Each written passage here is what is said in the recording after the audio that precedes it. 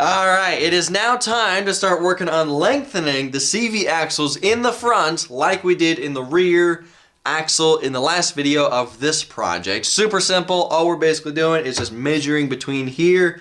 We need to machine something that's the same diameter as this axle that fits in between here, and then welding them together, so therefore these CV axles are one piece again.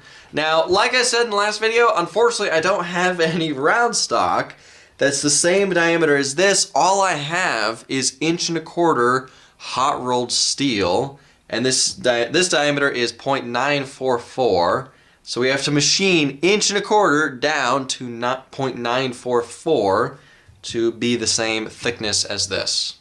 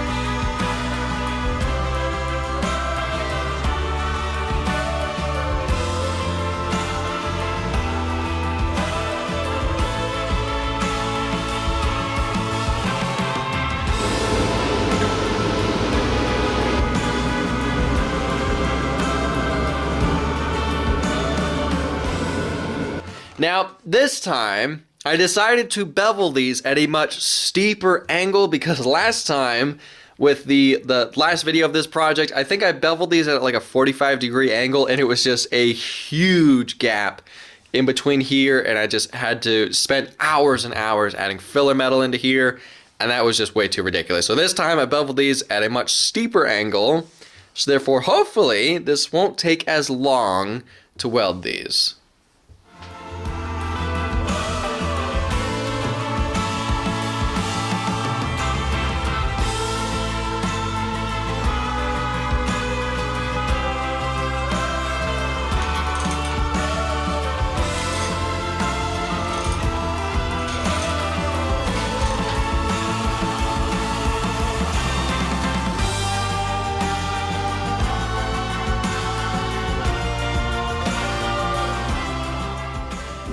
Alright, and just like that, they're all welded together. I decided not to do any long time lapses with this one simply because I already did that with the previous video of this project, and I just wanted to get these done. So, now, truth be told, they're not perfectly true. This one has a slight wobble to it, a slight offset.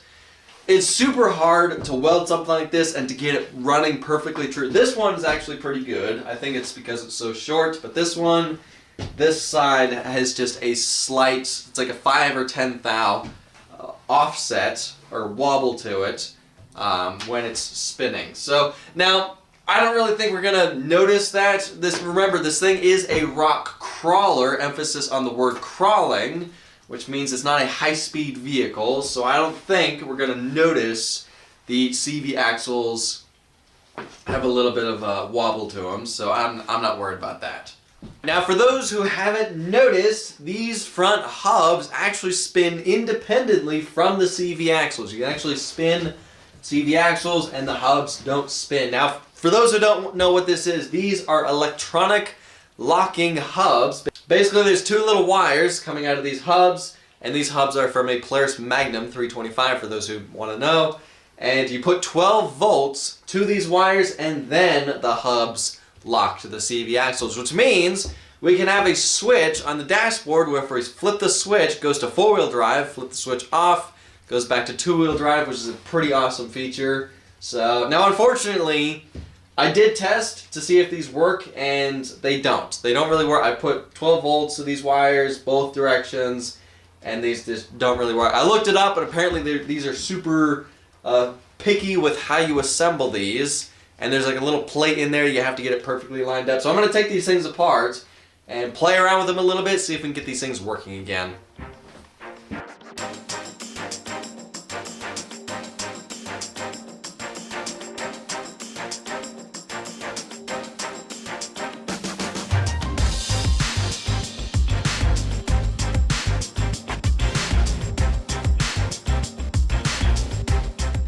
Alright, so after playing around with this for a couple hours last night, checking to make sure that the magnet's still working in here. The magnet is working once you hook up 12 volts to it.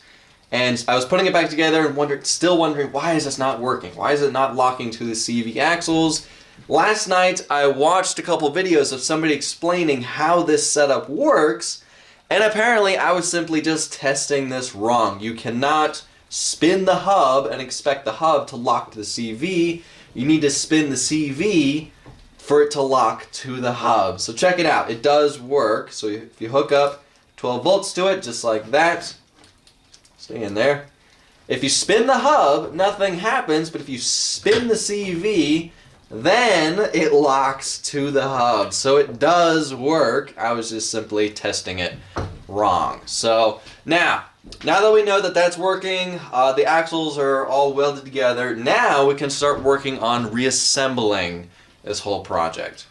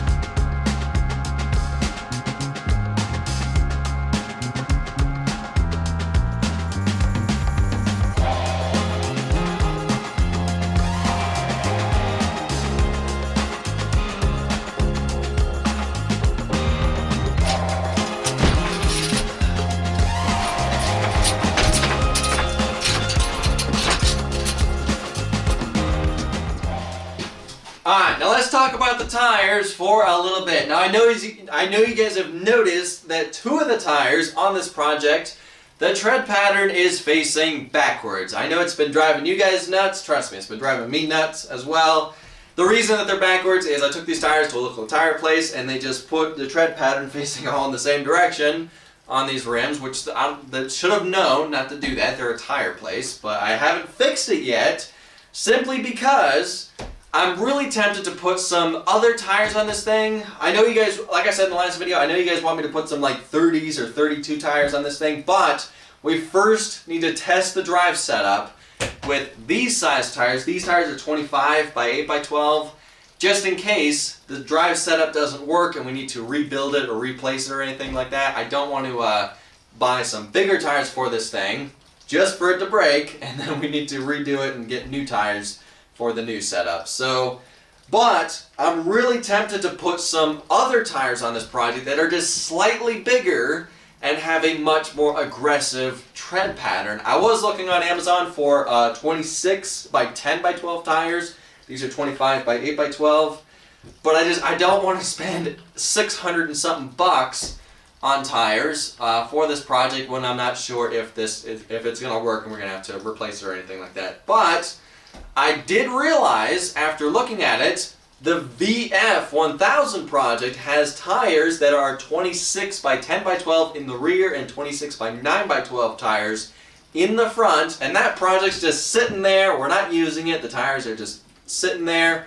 So what we're going to do for this project is we're going to swap the tires from the VF1000 onto this project. So unfortunately the rims are not compatible. It's not the same tread pattern, so we are going to have to swap the rims on that project. So these tires will be for the VF1000, and then those tires will be for this project. So let's go take the tires off the VF1000 and start swapping them out for this project.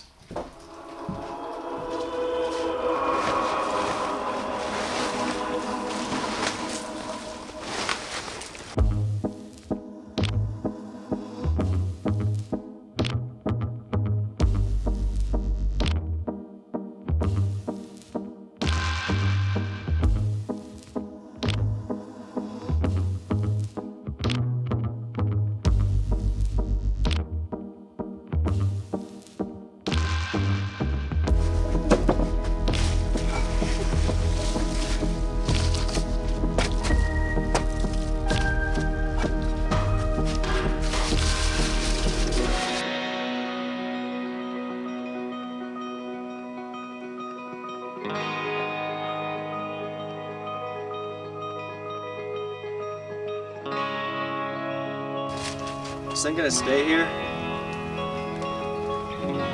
Hopefully.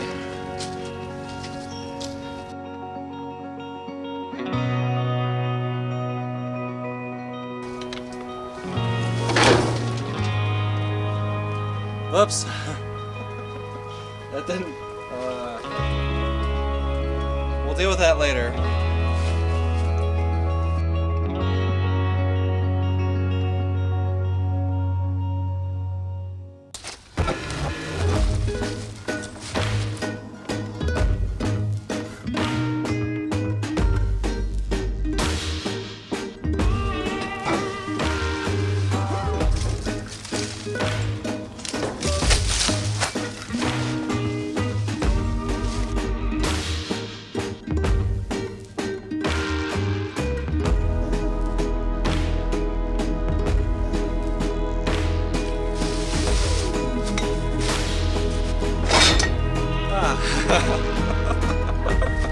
Whatever. I'll deal with it later.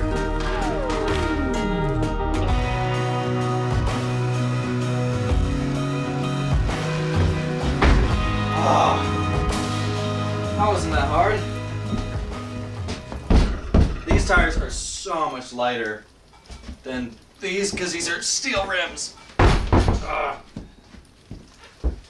It's a little strange that they're both equally as tall. These are 26 by 10 by 12. These are 25 by 8 by 12. You can see that these are wider, but they're the same height, which I don't really get. Yeah, I think these are gonna look a lot better.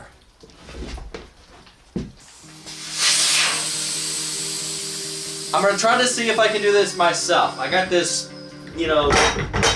bead breaker that I built years and years ago. I got some tire changing irons, whatever you call them. So we'll see if I can do it. Let's see.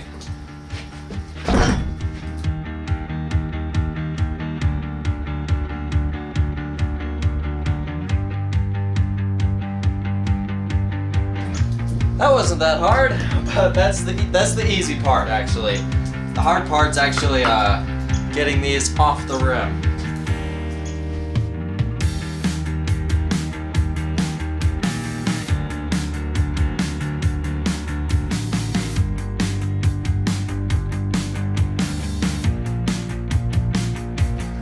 These ones are more difficult because they have a way less thicker of a sidewall.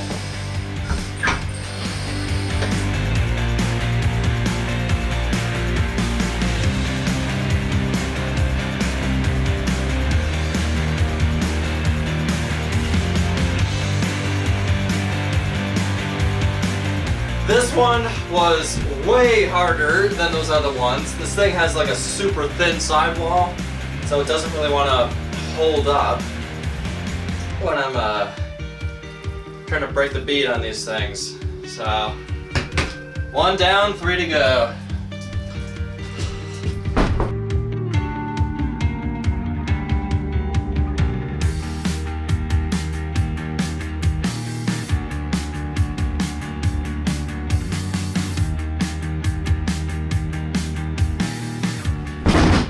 And now, for the really fun part, getting these tires off of these rims. Honestly, I don't even know if I can do this, but I'm gonna try at least.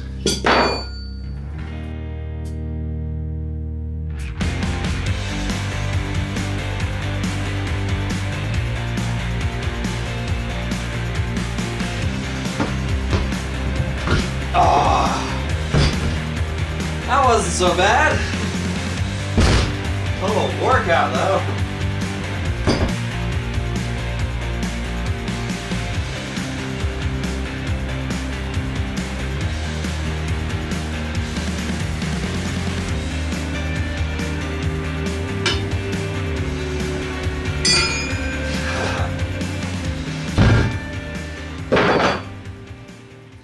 Yeah, that's actually a lot easier to do when you have the right tools. I remember one time years ago trying to change out some tires with some crowbars and vice clamps, and man, was that just not happening. So when you have the right tools, this is actually not that hard.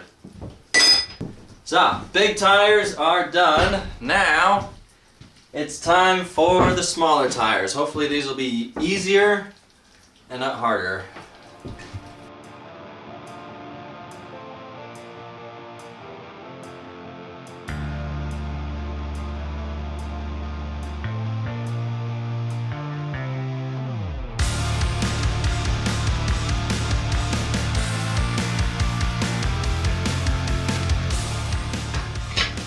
Ah!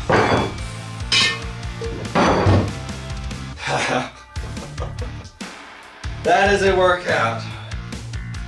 Now, all we gotta do is put these tires on these rims.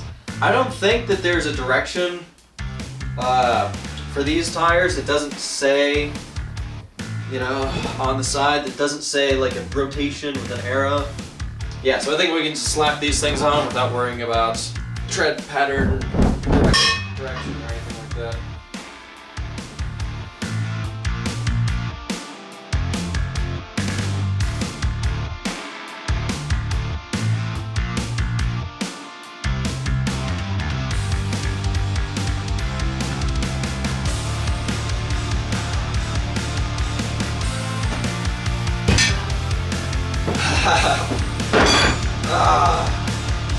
That's the last one on these tires at least.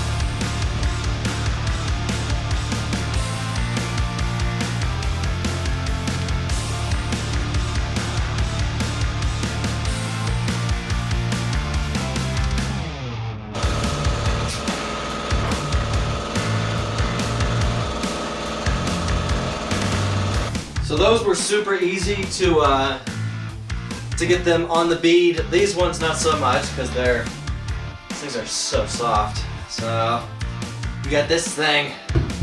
This thing kind of terrifies me, but it works really well. What do we got? That was loud.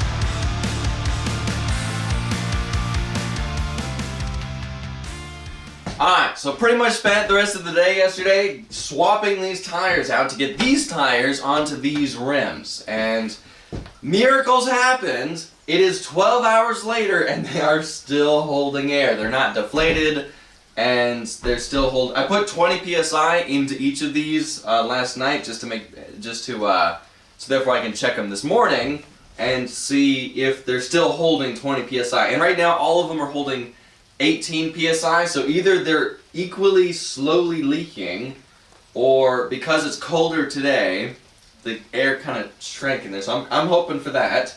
So yeah, let's get these tires on this vehicle and see what it looks like.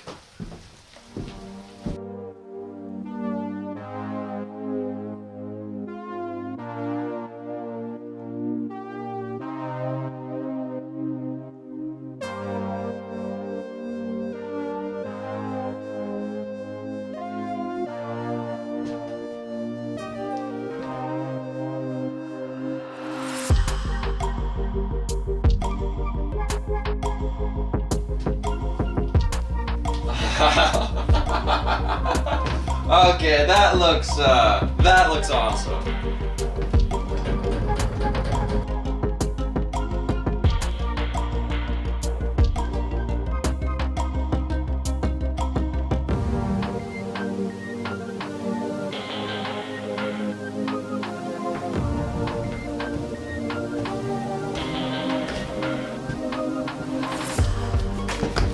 Well, this isn't too good. The tire is rubbing up against that right there.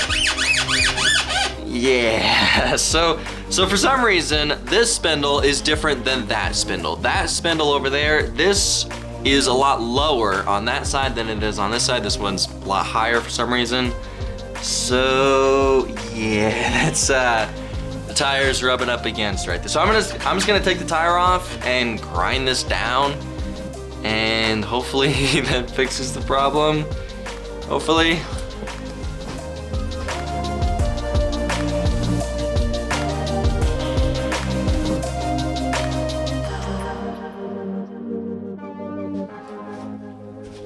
Fixed.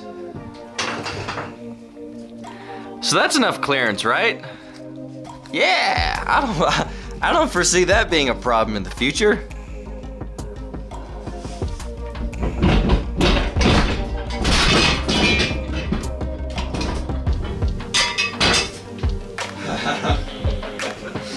Oh yeah, this thing is looking awesome now. Look at that.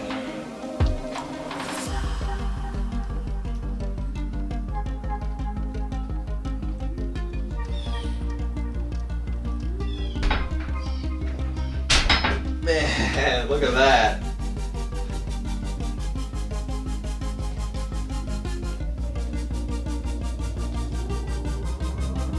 So there's a little bit of play in between these.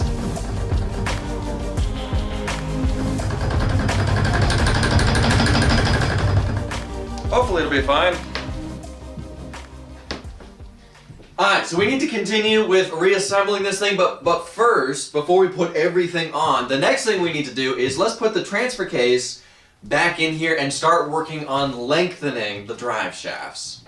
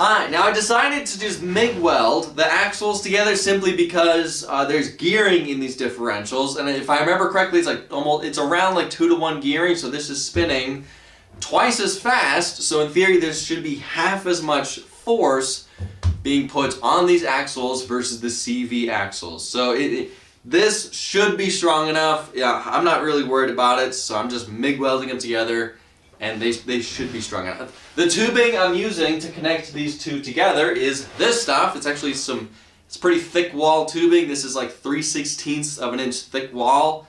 It's like super heavy gauge pipe or tubing or whatever it is. I think it's pipe. It's because it's 3/4 inch inner diameter. So I think it's pipe. So this should be plenty strong for this setup. So the rear axle is done. It's running surprisingly like perfectly true, which is awesome. So now let's start working on the front axle.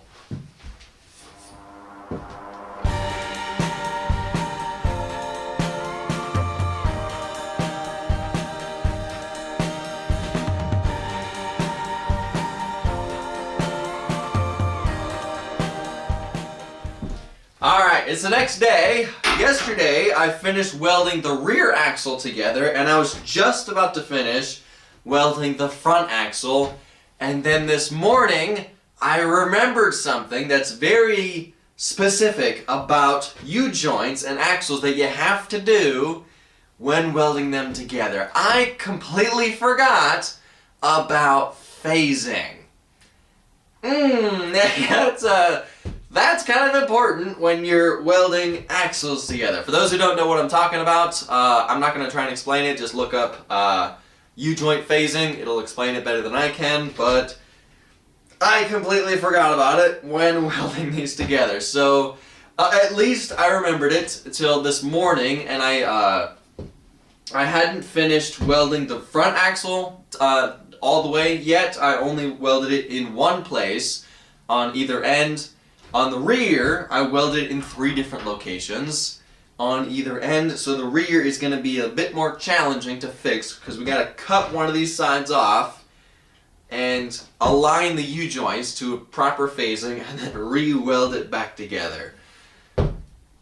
Yeah, I'm not happy about this, but you know what? I did it. We got to fix it, so there's no sense in moping about it. We just got to fix it. Just gotta do it.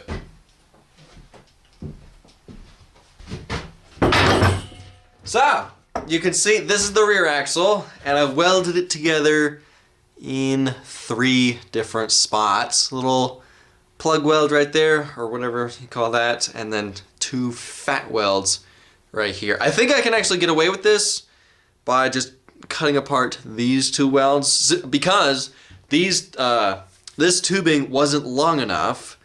And I didn't have any of this thicker, really thick tubing that was long enough, so I just extended it a little bit, and then that allowed me to get 3 welds in versus just 2. So I think I can just get away with it by just cutting this one and this one apart.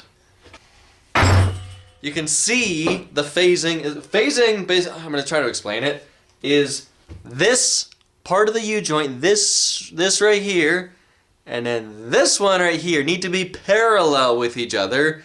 And you can see that one up there is level, and then that one is not.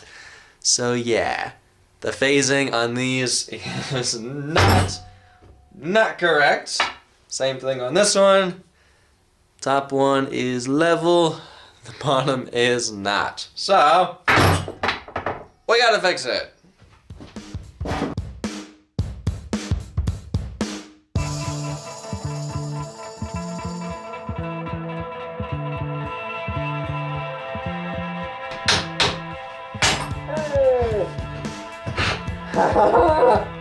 I did it!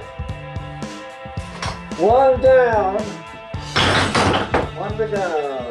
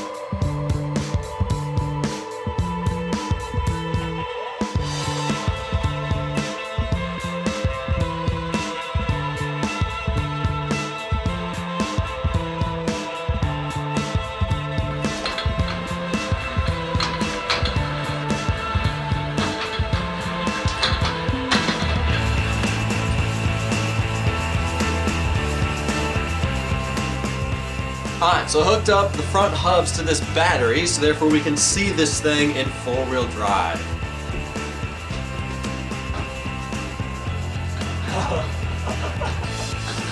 Oh, that looks awesome.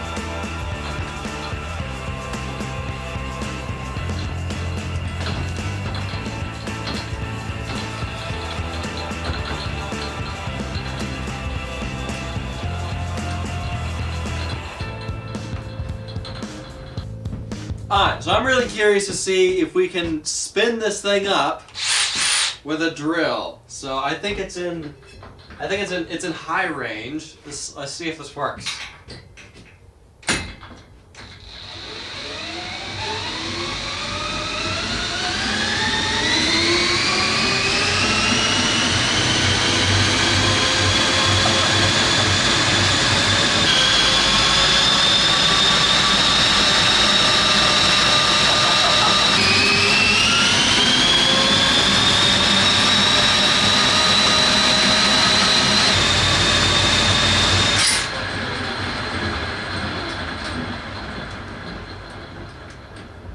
Yeah!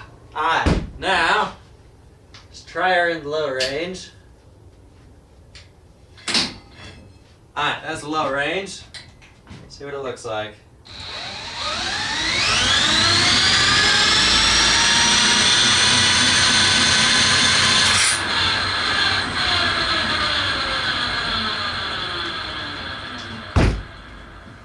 Not bad. Alright, let's try it in reverse.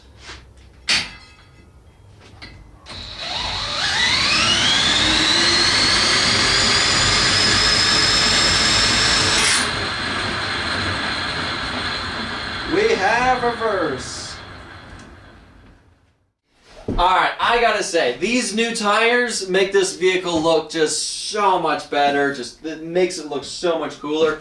They're not even that much, they're not taller tires, they're just simply wider with a much more aggressive tread pattern, and it just makes this thing look just so much better than those other tires. I'm really glad I did the tire swap on this thing. I've still yet to put the other tires and rims back on the VF1000. I'll do that some other time. The other tires are just kind of sitting outside.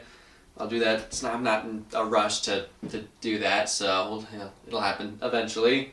Yeah, I'm anxious to see what this thing looks like with the shocks back installed and it's sitting at its ride height with the engine back into place and everything, all that kind of stuff. I was planning on ending this video by, finishing putting the clutch discs in place and the engine, putting the engine back into place, finishing assembling this thing. So therefore, in the next video of this project, we can immediately start working on wiring, trying to get the engine running, and trying to finish, hooking up everything. But all that stuff is going to have to be for the next video of this project because I'm running out of time with this video and I have to end this video here. So right now, I'm going to put this thing to the side and continue working on the mini crotch rocket build. The head gaskets finally got here in the mail, along with everything else that I've ordered for that project. So I'm super anxious to continue with that project. So for now, this one's going to have to be put to the side for a little bit, and we'll pull it out again eventually. So that's it for this video. Thank y'all for watching. I'll see ya in the next video.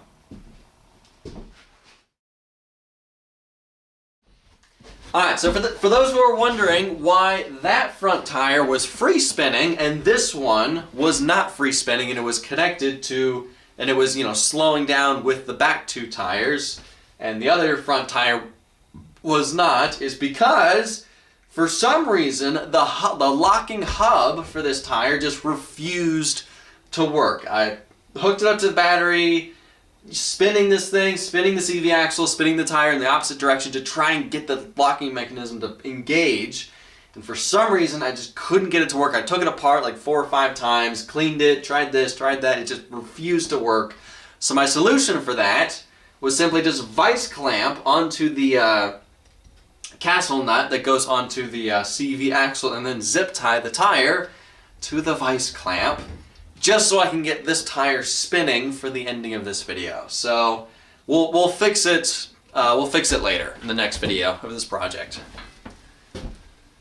Now I know you guys are gonna ask, what am I doing with this project and why don't I rebuild it? Why don't I ride this more? There's several things that I hate about this project. One, it's huge, it's heavy, there's no reverse, the engine just never had that much power when it was running good, and it doesn't run it that well. I could never get this thing to run that great. There's a lot of things that I just never liked about this project, and but yet I don't want to get rid of it. I don't want to sell it because it sucks so much that I don't want to just sell it to somebody and have it somebody else's problem. And it needs like a rebuild. It needs redoing. It needs a much more powerful engine. It really could benefit with the idea that I did on the CBR 1000, where I have a secondary transmission that gives me high, medium, and low in reverse. This project would actually be a lot better if I did that, and I may do that in the future. Put some huge engine in this thing. Or I've always wanted to do a car engine swap on this project. That's something I've always wanted to do, but I just never got around to doing it. So what am I doing with this thing? I have no idea. But it's sitting here because I don't want to get rid of it and I don't want to give up on it. So right now it's just out here, throw a tarp over it, and I'll figure out what to do with it later.